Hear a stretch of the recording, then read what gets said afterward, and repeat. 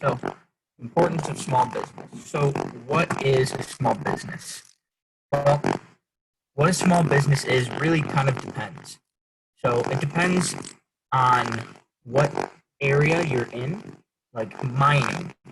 If you're a business in mining, then there's different regulations for how small your business is to be considered small versus if you are a stock trading company, right? So, and all this, the actual definition of a small business was made and is regulated by a government agency called the SBA, Small Business Association. So they determine what the definition of a small business is, and they determine it across all different areas of business. So, but on average, a small business can be anywhere between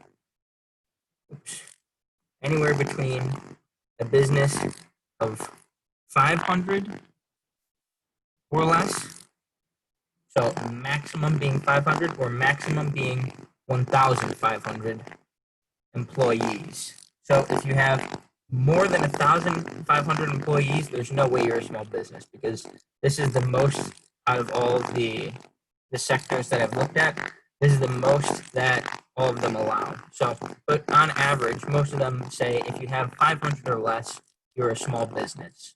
And depending on where you look, you can have up to 1,500, depending on which part of business you work in. Now, that sounds like a lot, right? I mean, that sounds like a fair bit of employees. 500 is a lot. 1,500 is even crazier. But a cool fact is that, let me get it all here. So 89.6% of businesses in the US employ less than 20 employees. So almost 90% of all businesses in the United States have less than 20 employees. That means there's a lot of small businesses out there. So let's go over here and let's check out a couple more statistics on small businesses. So in employment, small businesses employ around 84% of US workers.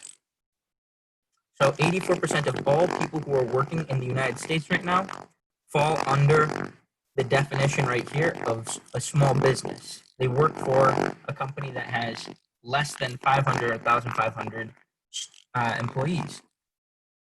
Or most likely, they work for a company that has less than 20 employees, right? They have a 90% chance of that. All right, percent of economy. So how many businesses in the US are small businesses? Over 99% of businesses in the US are small businesses. So all of those big name brands like Target or Walgreens or Amazon, all those really big companies, they're only just a small few compared to how many small businesses there are in the US. This goes to show that a lot of people in the US own their own companies. And when they come to the US or when they grow up in the US, it is something that the vast majority of people in the United States make their own businesses. Because there's just a huge amount of these small businesses running around. All right, well, there's so many of them, that means that they produce a lot. And yeah, it's true. Almost 50% of the GDP, if you remember us talking about GDP before, GDP being gross domestic product of a company or of a country, gross domestic product of a country. So pretty much all of the output of a country, their products, their services, all of that combined makes for the gross domestic product in a certain amount of time, right? A certain time frame. So the gross domestic product, small businesses make up 45% of all things produced in the United States in a year, which is crazy because the U.S. has a massive economy. And small businesses, businesses of around 20 people, 90% of them, around 20 people, make up 45% of the GDP. And even further, small businesses make 66% of all the new jobs in the US. Right? So that's crazy. When small businesses are created, obviously, well, when any business is created, they need employees. And since there are so many employees, 66% of new jobs that are created each year are created because of small businesses. So it's not like these big businesses expanding are creating all of the jobs. Where jobs are coming is because small businesses, people, average people, make a business of maybe around 20 people, and so many people do that in the US that 66% of all jobs that are created come from those new or expanding small businesses, right? So those are some pretty crazy stats. So what does that tell us? Well, that tells us that small businesses are very important, and they're being called, more or less now, the backbone of the American economy. So everybody in economics and politics knows that, and in business knows that one of the most important things in our economy is small businesses. So that is also in these times kind of a scary thought, because when we hear about how the coronavirus has been affecting the whole economy, well, what we tend to hear is it's been really, really hard on these small businesses. And why is that? Well, because they have a much harder time making a large profit, right? So what small businesses try to do is they, obviously, as their business, they try to grow. So what they do is they spend a lot of their cash trying to invest in their own company and invest in themselves so that they can expand and they can grow, become bigger, and be more profitable. So when the coronavirus came, they don't have a lot of money just sitting around, right? So trying to pay their employees and trying to pay for their production and trying to pay for the rent of the facilities that they're using, the places that they're working at, all of those are very high costs. And when the economy shut down, there's not many people coming to these small businesses. It's very hard to find customers. And everybody's worried because, like we were talking about in the last lesson, when production goes down, which production just almost stopped because the economy was closed, when production goes down, what ends up happening is spending goes down. So not only is it really hard to find customers because everything is shut down, but spending is going down too. So these small businesses have very little cash to be paying their employees, to be paying for the space that they use to work, their workspaces and the products to create them, especially if nobody's going to buy them. So what ends up happening is a lot of these small businesses have been struggling and have been going out of business. So the government has been trying to help with that by putting in stimulus packages, which means a stimulus is another way of saying trying to boost the business, trying to help them up, to support them. So they've been trying to give out stimulus packages, so a bunch of money to these small businesses to help them pay for stuff like their employees or to help them pay for their rent and stuff like that. But like we also talked about before, the government just can't spend indefinitely. They can't just keep on spending and spending without stop. So, so what's one of the most dangerous things about the coronavirus in terms of business and the economy is how is this going to affect those small businesses that make up 99% of the economy, that employ almost half the working people in the US, that produce almost half the GDP in the US, and that create more than half of the new jobs each year. So that's kind of a crazy stat right there, or set of stats. And it is it is dangerous with the whole setup that we have right now with the coronavirus, and that's one of the most problematic parts of the coronavirus for the U.S. economy. So, so this is why the government has been focusing a lot on trying to help those small businesses stay up, because if they crumble, then pretty much the whole U.S. is going to be really hurting. All right. So small businesses are important. We know that. Well, now let's move on to marketing in the experience economy, right? So we talked about before the experience economy and what it was when we talked about the evolution of sales, right? There was the first off, there was the agrarian economy. Second off, there was the industrial economy, then the service economy, and finally the experience economy, the one that we're in currently. So we talked about the experience economy, but we didn't really talk about experience. We talked about the experience economy. We didn't talk about how people experience in the experience economy. We briefly went over it, but there's so much more depth that we need to have of understanding before we really can say, all right, we know how to work within the experience economy. All right. Well, how do people experience a product or a service? That comes in a lot of ways, right?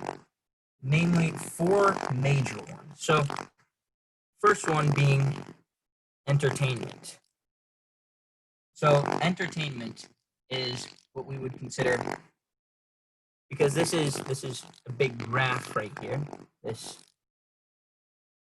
has the y-axis and the x-axis. So what we would say is entertainment exists in what we would call passive participation and absorption. So what that means is passive participation. So you are part of it, but it is not necessarily something that you're acting on in very, very active. You're not taking an active part in this, right? It's really hard to describe passive and active participation otherwise, but like you're not, really heavily involved. Now I know I put, I drew a little bit of a PS4 or a PS5 image up here, which requires a little bit more active participation, but it's just the idea, like playing video games or watching a movie, right? These are forms of passive participation because it is something that you're mainly watching. The video game, you're actively participating a little bit more, but it's mainly you watching something that is happening in front of you. And it is something that brings you joy. You are absorbing it, right? You're passively absorbing it, meaning you're taking it in. But it's not something that you are, without you, it would not be happening, right? And so this is one way that people can experience a product or a service. Like we can launch, we can enjoy, and it doesn't require us to do all that much. All right, the next on the list is education. So that falls under absorption and active participation. So stuff like attending a conference, right? So going to a conference where you are sitting down, you're listening to a speaker and you are absorbing, and then maybe you go and you have breakout sessions where you talk with a group about what you learned. This is a way that we can learn, we educate ourselves, but we are absorbing information, and then we're actively participating in that education, because we need to be focused, we need to be paying attention, we need to be open to learning, right? So another way that people experience a product or service is how do we educate, right? How do we learn? So like, for example, college is considered a product or a service. mainly a service because you are gaining knowledge. So you are paying for the opportunity to go to college and study with professors, and in turn, the product is going to be, they're providing you the service of an education. The product, hopefully, is that you come out with a degree. You come out learning more than when you went in. So that requires you to absorb the information and actively participate, right? By paying attention, by learning, and by wanting to grow. So college is a perfect example of a product or service being experienced in education. And college, we could say, you've probably heard the term college experience, right?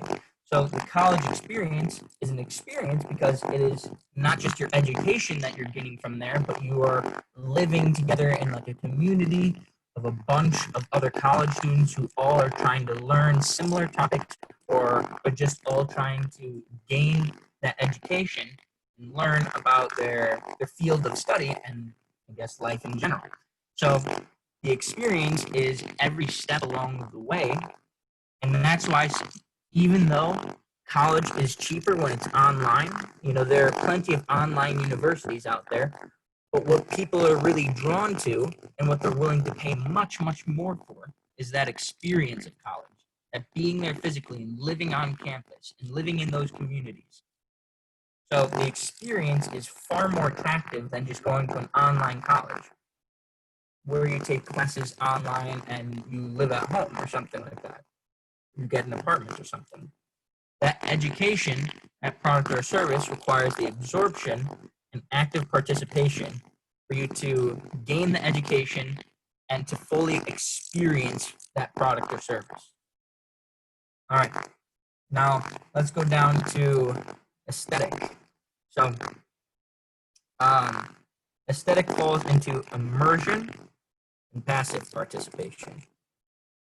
So what is aesthetic? So aesthetic is like the look of something, the appearance.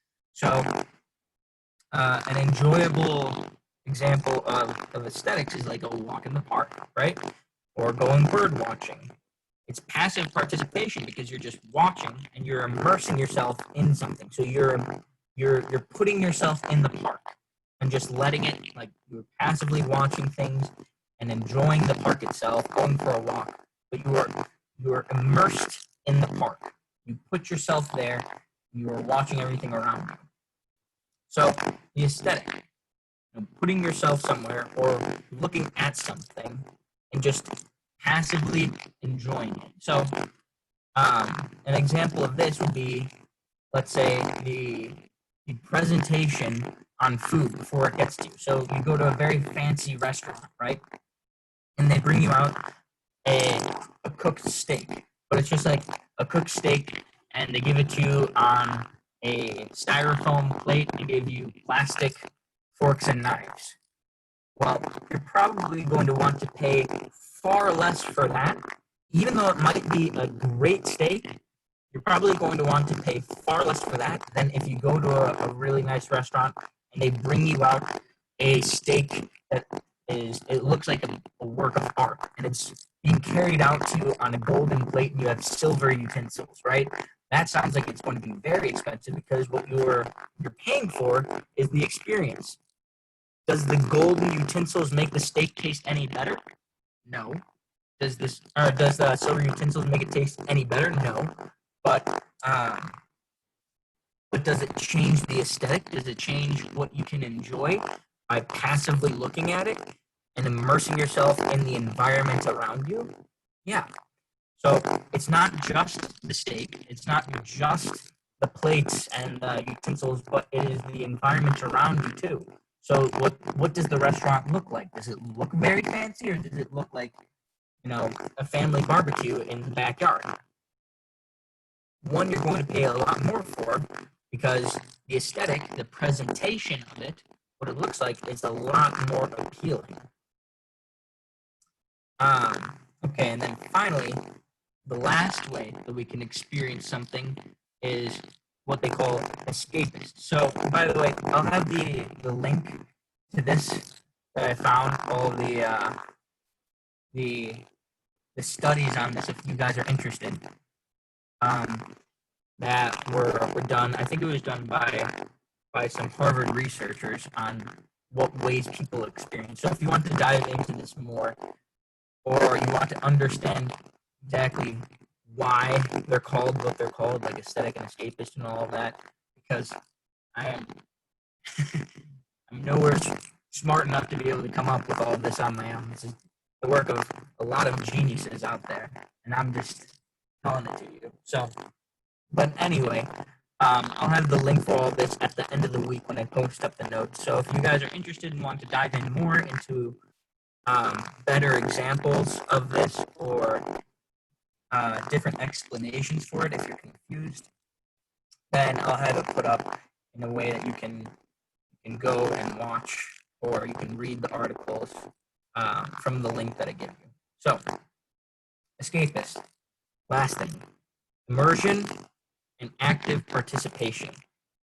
So, I guess the difference between aesthetic and escapist would be better described as escapist might be somebody just sitting on a park bench, right? Whereas aesthetic would be somebody sitting on a park bench and watching nature. They'd be bird watching or just staring at trees, or people walking by, people watching. The escapist requires active participation. So active participation and immersion. So you're still putting yourself into an environment in the same way that you're putting yourself into an environment with aesthetic, but the difference is you're actively participating in something. So, what would a good example of this be? Well, the experience of climbing Mount Everest, that is a service, right? There are people who you hire to take you up Mount Everest. People who are experts in climbing it and know where the safe trails are. You hire somebody to do you the service of taking you up on these trails and having the rest stops and all of that, and bringing food and helping you along your path up Mount Everest. Got chat. Yeah, I drew all this. Thank you for noticing. I appreciate it. But anyway, so people pay for the service to be taken up Mount Everest, and that is immersion because you're putting yourself in an environment or an atmosphere that's enjoyable to you, but you're actively participating. You're climbing up the mountain with your guide, right? Another example would be skydiving, right? It's an experience that you're paying for because you're actively participating. You're jumping out of a plane, but also you're immersed in it, right? This is an environment that you put yourself into that you're looking to enjoy. A lot more actively, but it is similar to sitting in a park and just watching people walk by, right? The only difference is when you're sitting in a park, you're sitting. It's passive. When you're jumping out of a plane, obviously that's pretty active. So, if you guys have any questions on that, you can unmute yourself now. But those are the four main areas of how people experience a product or a service. And if you have any questions, you can unmute yourself or throw it in the chat. If not, I am going to keep on going. Okay, so this can all be taken into marketing, right? So when we talk about stuff like Starbucks, in the examples that we had last class, well, with Starbucks, when you have a marketing plan for your business, and this is why it's important for you guys to learn, because one of the huge ways that we sell in business is how do we market it to people, and how do we market it to people depends on the type of economy that we're in, right? But especially in the experience economy, marketing has become very important. So for your small business, which I know a lot of you want to make later on down the line, which is, as we talked about, very important. For your small business, marketing is going to be a big deal. So going back to Starbucks, when we talk about companies like Starbucks, they have to have a marketing plan. So they have to understand what they want to do with their marketing. And so that takes a lot of forms, right? But what we're going to focus on right here, there's a bunch of marketing plans like we'll talk about later what's called the 4 Ps of marketing or your marketing mix. And there's just marketing has a lot of depth to it. But when we're talking about marketing plan in the experience economy, what a marketing plan is for the experience economy is one of these 4 aspects. How do we market this experience to someone? And when Starbucks thinks about how do they market an experience to someone, they have to think about which of these 4 categories do we fit in the most? And what way can we be most effective with our marketing? So, because if you take education, if you go down that route, which would be something like they would be teaching you why their beans are the best, where they come from, and how they're so fresh, or their free trade, or something like that.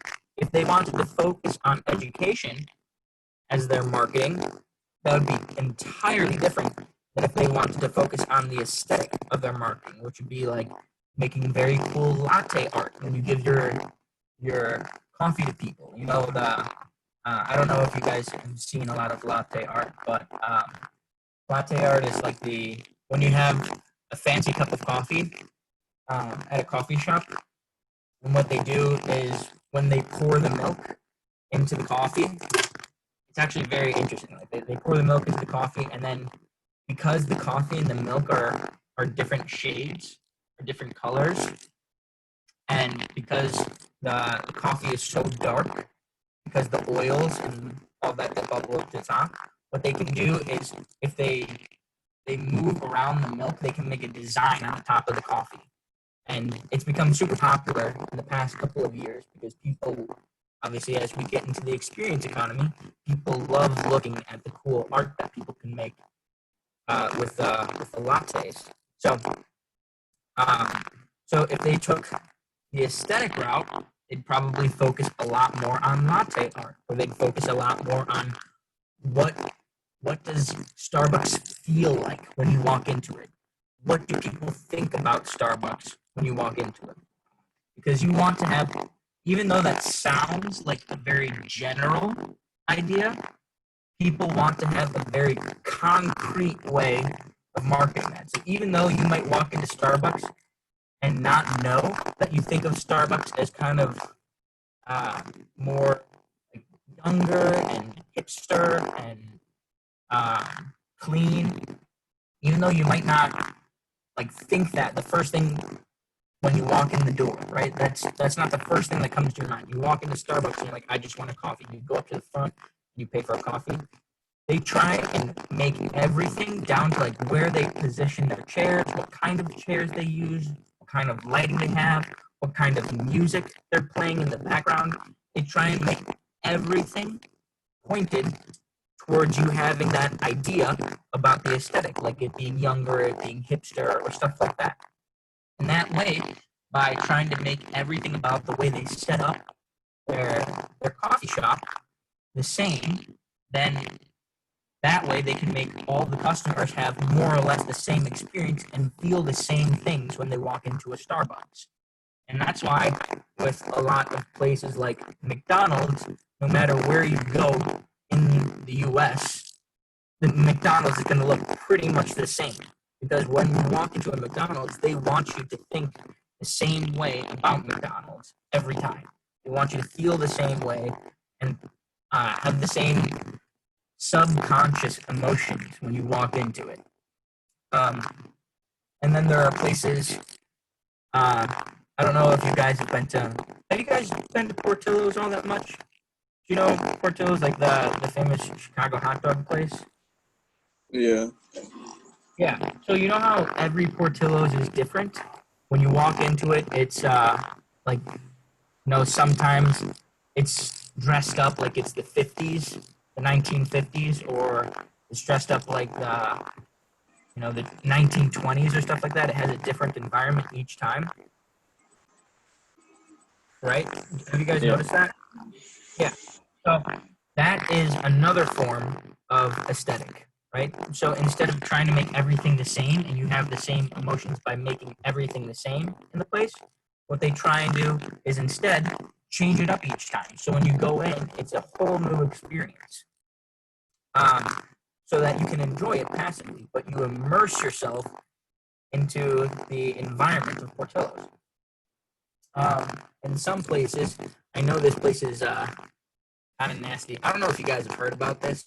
There's a lot of funny conspiracies about it, like the Chuck E. Cheese, like their pizza and stuff like that. People are saying that uh, some conspiracies are like Chuck E. Cheese just when people order pizza and they don't finish it, they take all the unfinished pieces and try and put it into one pizza for the next person to order because people notice that like the pizzas don't match up, so they aren't cut properly. So I mean, there's a lot of funny conspiracies about them. But anyway, Chuck E. Cheese, for example, would be a place that focuses on entertainment, right? So they're more focused on how do we get people to enjoy our our service or our products by entertainment, um, by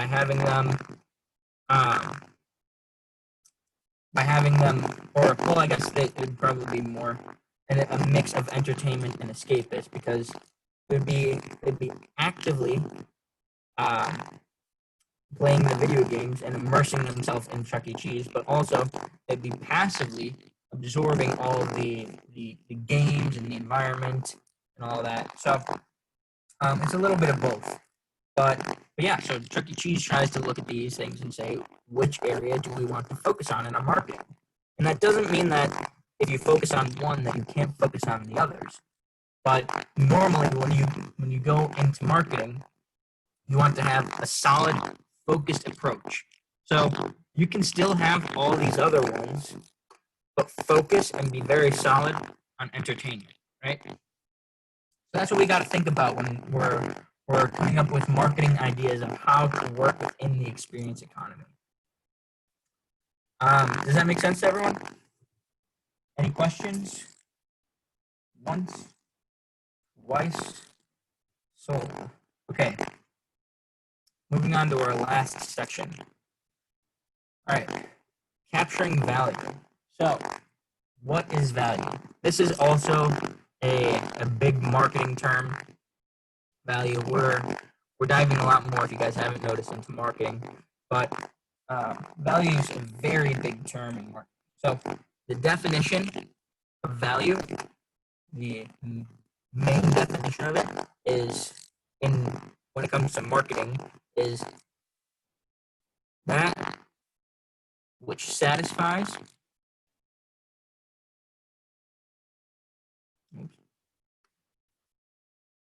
my good English satisfies the customer's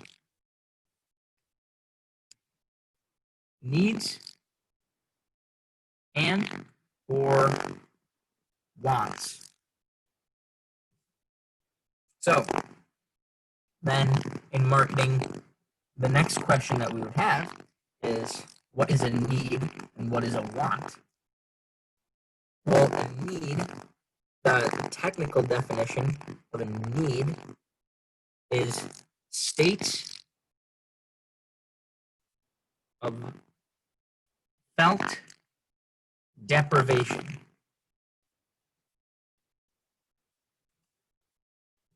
So the watered down version of that is a need is when you are deprived or when you're lacking something, when there's something that you don't have, and it is understood and it is necessary for you. A want, on the other hand, I know these definitions can be a little boring, but we got to have a definition section for each one of our new topics, just so we can have an understanding, clarity. But anyway, bear with me here. So, a want is a form of human needs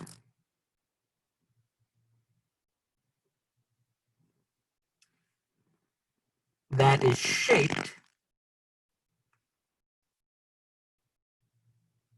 by culture,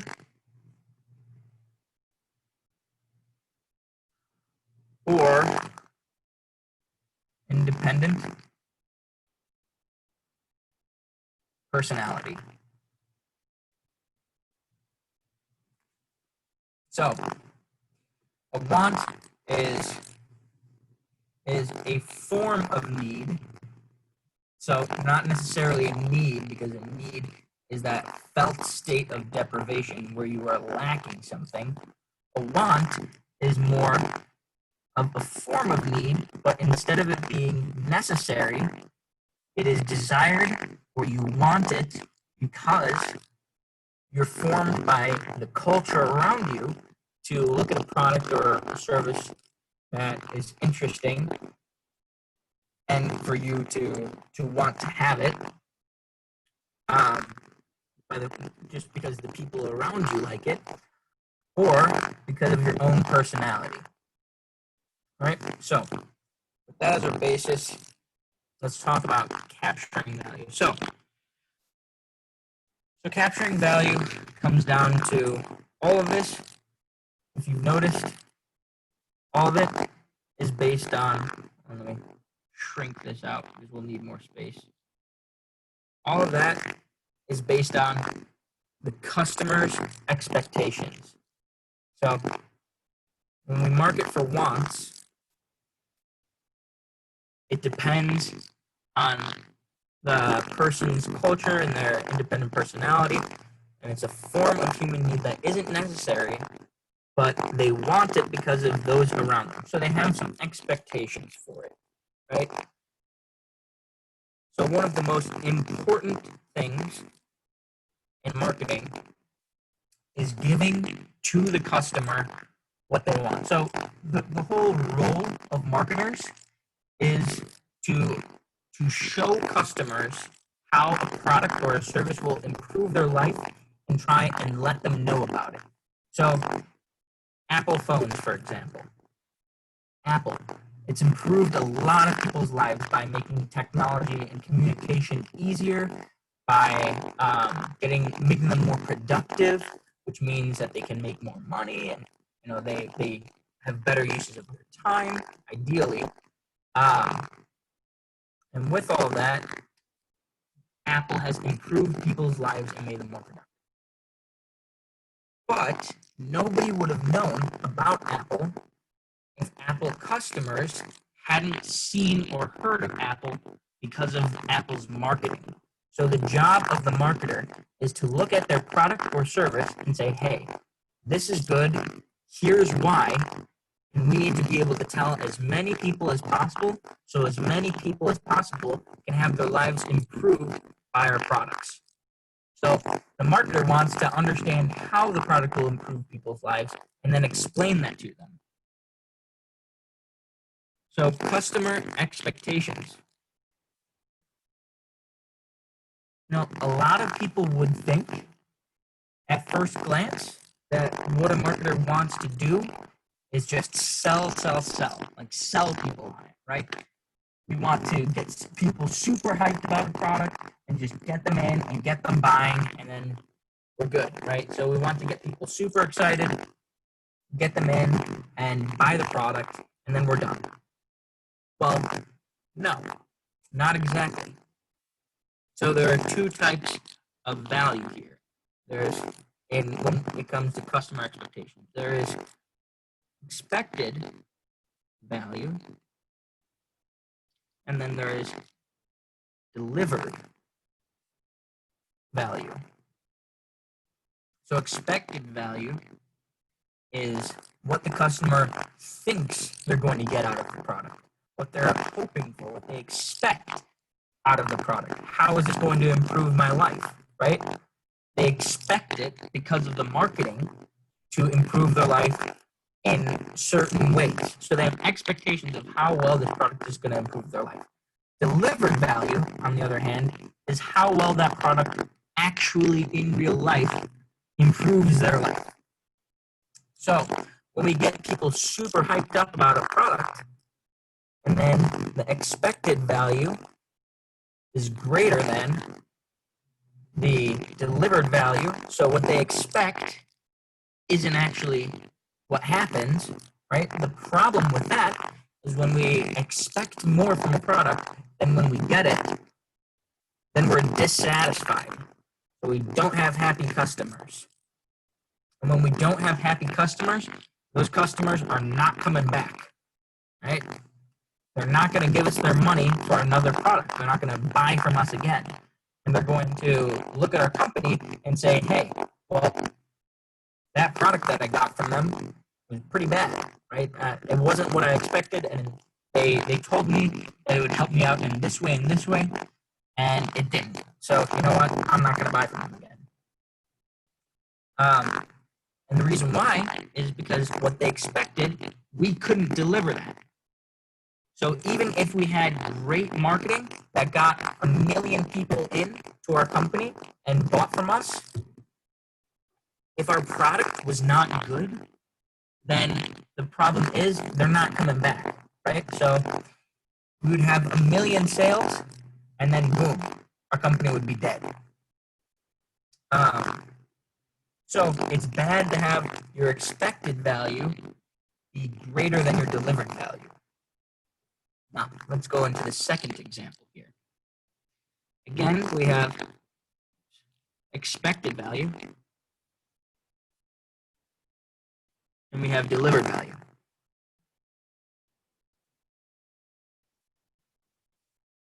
But in this case, our delivered value is greater than our accepted value. Better, right? Well, kind of. So it's better in the first circumstance because in the first circumstance, again, our customer leaves unhappy and will never buy from us again. In the second circumstance, our customer leaves very happy, right? Our customer was not expecting our product to be so good. They expected very little, and we gave them very much. So the customer is happier, right? That's a good thing. And they're going to keep on coming back, right? They're going to keep on coming back and giving us our money, or their money, for more products. They're going to keep on buying from us because they see our products as very valuable. Because what they expected was not what they got. They got better than what they expected. That's like if you ordered a basketball online and you thought you were just going to get a basketball, but instead they gave you a basketball, a pump for your basketball, and a basketball hoop, right? So that's a lot more than what you expected. So you would say, hey, that's great. For what I thought I was going to get with a basketball, I got all of this.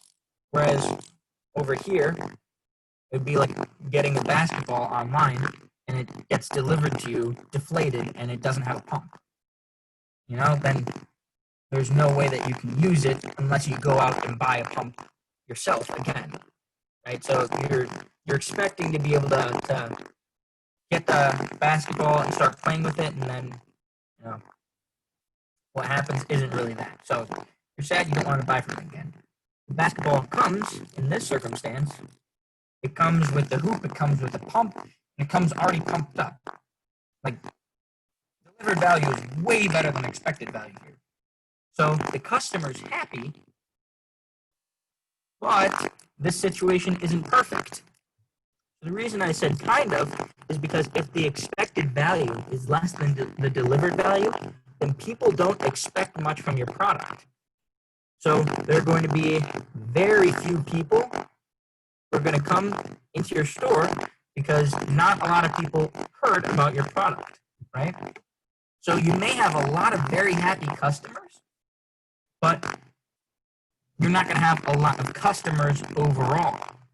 So with this, where the expectations are really high, you're going to have a ton of customers coming into your store and buying from you, right? Because all of them have heard about how great your product is. They're all super excited to buy your product because it's been on TV all the time and they really want to buy your product. Over here, nobody really knows about your product, so you're going to get people coming back. You're going to get happy customers. but nobody really knows about your product, so you won't have very many customers.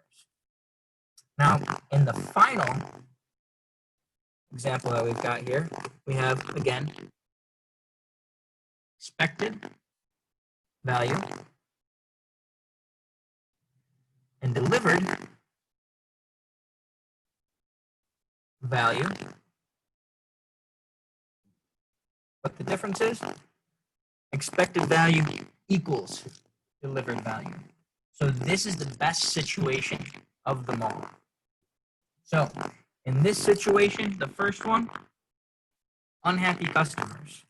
Get a lot of people, but unhappy customers. Second situation, a lot of happy customers, but not many people know about it. So you could be selling a lot more, but you're not because nobody knows about it. Your marketing's bad because it's not really explaining to people how this product is going to improve their life. So you have bad marketing because it's not fulfilling marketing's purpose. Over here, when expected value meets delivered value, we have the perfect amount of marketing because everybody who comes in to our store and buys our product gets exactly what they expected. So that means people can come in super hyped up and then all of their expectations are completely fulfilled, right? So that's a good thing. When people come into your store and their expectations are exactly what they were thinking, and they get the delivered value and it's the same. So when expected value meets delivered value, you have happy customers because they all got what they expected. So they're going to come back and keep on buying from you because they know that you're delivering them the quality that you talk about. You're walking the walk, you know, talking the talk and walking the walk. So they're happy that they're getting good products from you and they're being very satisfied. And a lot of people heard about your product. So you're going to get a lot of customers. And a lot of people showing up to keep on buying. So the best situation that we can have is plenty of people who heard about your product and are very excited about your product come in and are very happy. So the goal of marketing here is to satisfy customers. All we want to do is meet their expectations. If we exceed their expectations, then we're not doing a good enough job of explaining to them why our product is good. Because we want to meet them. If we exceed it, then they weren't expecting our product to be good, which means we didn't tell them how it can improve their life in the best way. If we overhype their expectations, then obviously we overhyped it and our product can't back that up. So the best thing we can do is this third example here, where we satisfy customers and we meet their expectations. We don't go too high, we don't go too low. We get them exactly equal, delivered and expected value. All right. Does that make sense to everyone? If that makes sense to everybody, and you have any questions, let me know. If not, that's all I got for you for today's class.